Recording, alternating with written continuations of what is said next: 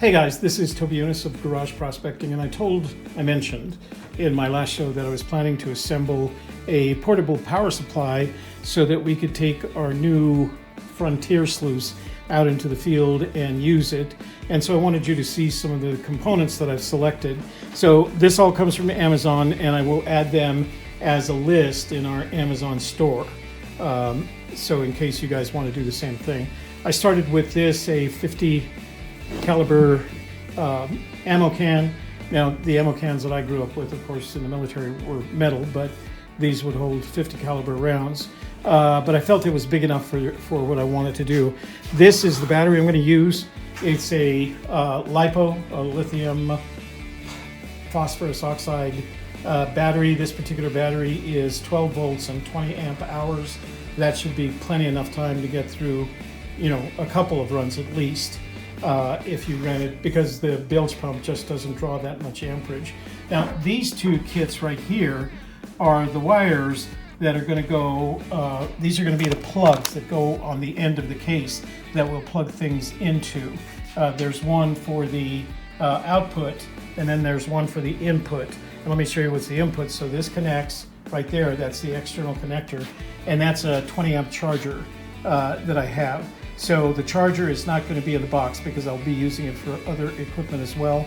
And it'll be connected to the box by that SDE circuit right there, or cable. And again, it's 20 amps, so technically, if it does its job, it should charge that battery in 1 hour, which is really good. So on the other end, we do again have one of those connectors that would connect to the battery and from the battery to this device. And this device is a regulated DC, it's not a power supply, but it's a regulated, what do I call this?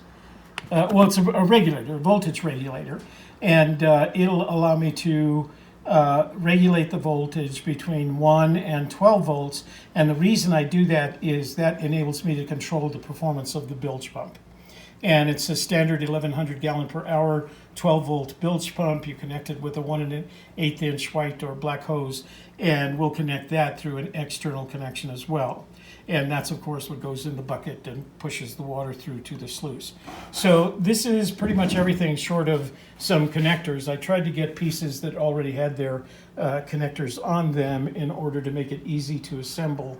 Now, I'm not very good at making those DIY assembly videos, but maybe what I can do is tell you the steps that I'm going through, because the first thing I'm going to have to do is mark the box up for that and these two things right here. Those are the only things that I have to cut out, and then find a way to make sure that I make the battery stable inside the box. So maybe I can show you each step at a time rather than trying to do it DIY, because like I said, I'm terrible at those DIY videos because I don't